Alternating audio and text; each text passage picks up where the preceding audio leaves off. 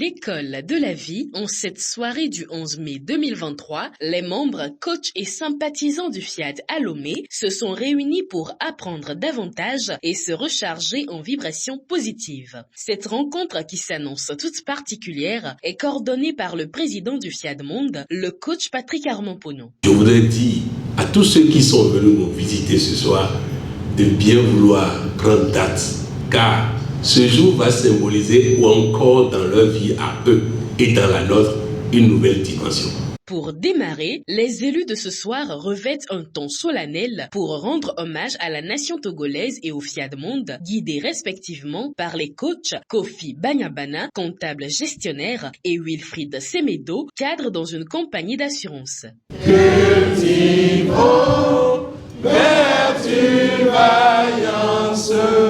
Je m'engage à parler de santé. Avant de reprendre chacun leur siège, les précédents intervenants partagent avec l'assistance les bienfaits reçus par leur appartenance au FIAD. Les religions ou la société nous a tout interdit. Nous a interdit la vie tout court. Nous ne vivons pas. Cela rappelle en fait l'histoire de la Bible qui n'est pas une histoire ancienne, mais elle est réelle. La porte de la vie nous était barrée. Maintenant, elle est ouverte. Vrai ou faux? Vrai. Et il appartient à chacun maintenant de rompre les liens de la prison dans laquelle nous avons été tous enfermés. Avec cette phrase transformatrice, je sens personnellement que je suis en train de me délier, de me libérer. Depuis que je suis avec vous, je suis en train de rajeunir. Il nous arrive très souvent d'oublier ceux qui nous ont aidés, de quelque manière que ce soit. On se dit, c'est peu de choses, c'est pas grand. Quelle que soit la taille, soyons reconnaissants. La voix la mieux indiquée pour décréter la bienvenue ce soir est celle de la présidente nationale du FIAD Togo, coach Claudine Akakpo, qui ne manque de faire appel à la concentration de chacun. Merci à chacun de nous qui avons choisi de nous rassembler sous l'arbre de l'apprentissage au coaching intégral. En compagnie de son numéro 1 mondial, ce soir, nous sommes à l'école de nos ancêtres pour y découvrir, pour redécouvrir quelques recettes dont nous avons besoin pour agir et réussir. C'est le temps pour notre cher continent l'Afrique de briller. C'est le temps pour nous, ses fils et ses filles, de nous élever plus haut, de connaître le succès comme jamais auparavant. À la découverte de l'association FIAD Monde ce soir, la vision, la mission et les valeurs de cette merveilleuse association sont déclinées par le biais du coach Alfreda Bossou, diplômée en secrétariat de direction. La vision du FIAD est donc l'édification d'un monde pacifique. Bâtir la paix entre les êtres humains, la paix intérieure des êtres humains et dans le monde. Il y avait un sage de l'Afrique à l'époque qui avait comme slogan « La paix n'est pas un mot, c'est un comportement ». À l'époque, on lisait ce slogan sans rien comprendre. Mais en fait, je vous assure que ce slogan est resté ancré dans la tête de chaque citoyen, ce qui a favorisé la paix dans son pays. La mission de la FIAD est de forger le caractère des êtres humains par une formation continue. Les valeurs de la FIAD résident en la foi en Dieu et en l'être humain, en la fraternité universelle, en l'égalité entre les êtres humains, en le pouvoir de l'amour et de la connaissance. Notre foi en Dieu n'a aucun lien avec une religion. Le FIAD est donc non religieuse, apolitique et non spirituelle. Moi, mon adhésion à la FIAD m'a permis de renforcer ma foi en Dieu et de mieux me connaître. Le décor ainsi planté, le moment d'après est consacré aux différents enseignements de la soirée. Je m'engage à aider chacun de mes amis à sentir ce qu'il a comme potentiel en lui et combien le fait de le connaître fait une différence dans nos vies. C'est autour de cette phrase, la troisième du credo, que s'articule la première exhortation délivrée par le coach Daouda Sani, communicateur gestionnaire. Quand on voit cette phrase, il y a l'engagement. Et il est très important dans la vie de qui que ce soit qu'il commence par un engagement. Avant d'aider quelqu'un, il faudrait que toi-même tu sois d'abord aidé. Donc en tant qu'ambassadeur du développement, nous savons pourquoi nous sommes ambassadeurs du développement. C'est à travers nous que les gens vont reconnaître que Dieu est vraiment Dieu. Moi aujourd'hui, quand je vais à la mosquée, Ma façon de parler a changé. Si nous ne laissons pas briller la lumière qui est en nous, nous ne permettons pas aux autres de faire pareil. Chers élus de Dieu, chers ambassadeurs, chers coachs, je vous assure, nous allons cracher du feu. Mais avant de cracher du feu, il faut accepter soi-même, être transformé. À la seconde exhortation, le coach Rebecca Awandidolu, comptable mécanographe, vient partager l'impact des paroles transformatrices sur sa propre vie. Ces paroles transformatrices, elles sont en train de me changer. Mais ce que j'ai vu jusqu'aujourd'hui, je sais que c'est petit par rapport à ce que j'ai parce que je vais travailler. Tout dernièrement, on m'a demandé au niveau de mon groupe interne à développer. Je me disais, là, je vais faire la prédication en tant que renouvelé ou bien je vais faire du coaching. Mais à un moment donné, j'ai dit, mais c'est comme ça qu'on connaîtra qui tu es. J'ai eu à dire aux gens la puissance de la parole.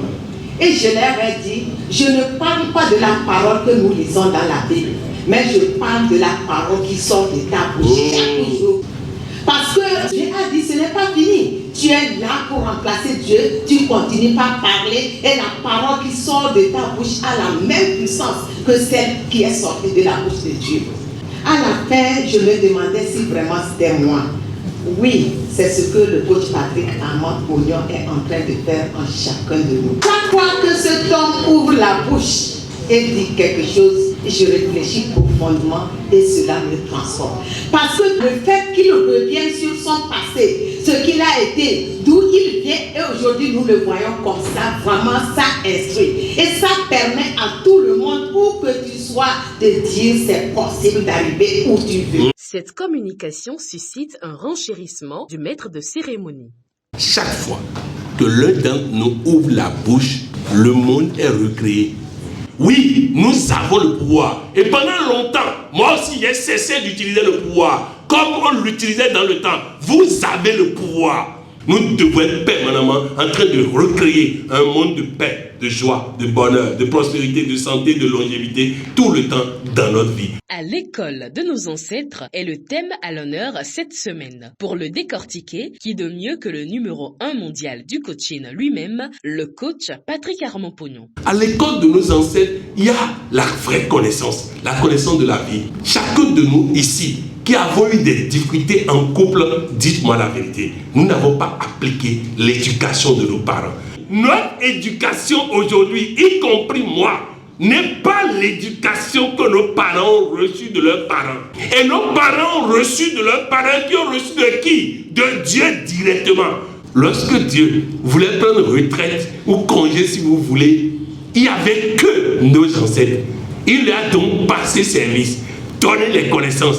À charge à eux de donner les connaissances de génération en génération. Et ils ont trouvé une bonne formule. Ils s'asseyaient le soir sous l'arbre à parler.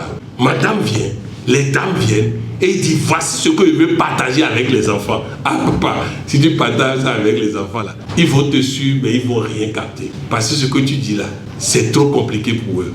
Ah bon, comment? Il y a un débat. Après, les enfants viennent.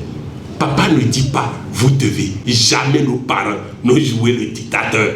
Ils racontaient des histoires. Dans les histoires, tu vas prendre des résolutions. Dans les histoires, tu vas comprendre la vie. À l'école de nos ancêtres, ce n'est que le début d'un long chapitre dans lequel nous allons apprendre beaucoup de choses. En application à l'outil de générosité, le coach Nathalie Apolévi Mathia Ayena, opératrice économique, appelle chacun à donner à cœur joie afin de déclencher les bénédictions divines. Dans le message du PM, il a déjà tout dit. Nous allons mettre seulement en pratique ce qu'il a dit. Les différents ateliers de programmation viennent ensuite ancrer les messages reçus et densifier les vibrations positives. Ils sont successivement conduits par les coachs Abel Audin, technicien supérieur en génie mécanique, Catherine Palanga, épouse Agondé Pali, entrepreneur, et Michel Kouvahe, expert linguistique.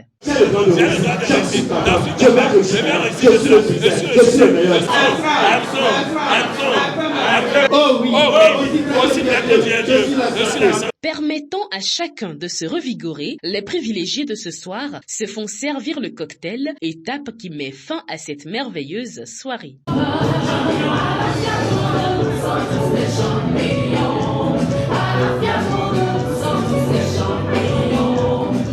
Sur le départ, quelques participants nous confient leur satisfaction. Ça fait très longtemps que je ne suis plus venu. Du coup, il y avait cette envie-là de venir apprendre encore de nouvelles choses. Je regarde tout ce que le coach Patrick Amapolion nous enseigne à travers les différents ateliers de programmation qu'il nous accorde. À la prochaine occasion, vous pouvez, dans votre emploi du temps, un petit créneau pour vous rendre à cette séance de partage. C'est vraiment très enrichissant. Parce qu'on parle des clés de la santé, pour nous la santé est tout. Donc par conséquent, je suis venu pour me ressourcer, pour avoir une pleine santé. Raison pour laquelle je me suis dit, je ne veux pas venir ici à Lomé et ne pas venir à ces cliniques de la santé du bien-être. Ce sont des participants conscients de leur potentiel, de celui de leurs ancêtres et de l'Afrique, qui désertent la magnifique salle de l'École nationale des sages-femmes de Lomé en se donnant rendez-vous la semaine prochaine.